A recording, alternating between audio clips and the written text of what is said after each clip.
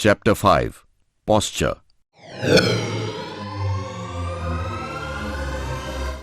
The time machine takes Deep to the post-independence era, 1951, when Pandit Jawaharlal Nehru is presiding over a meeting of drawing the first 5-year plan.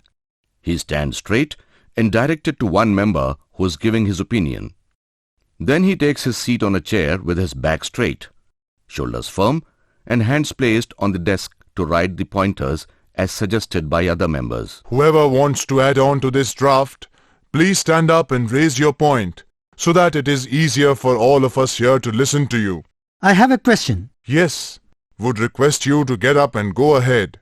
What would be the power division ratio between center and states? Non-issue. We will follow whatever majority of the leaders decide. All honorable leaders, the question raised by Acharya ji is a little tricky, but very important. In my view, we shall discuss this in the next session of Congress, when all the members of the working committee are present to provide their opinion. Yes, that's right. How well Nehruji holds his posture. But does really matter? Yes, it does matter. Right posture at the right time is an integral part of your presentation, as well as it conveys confidence to others. They signify your current mental status and reflects your mood. Nehru is a fine statesman. You can learn presentation skills from him. So what all does posture signify?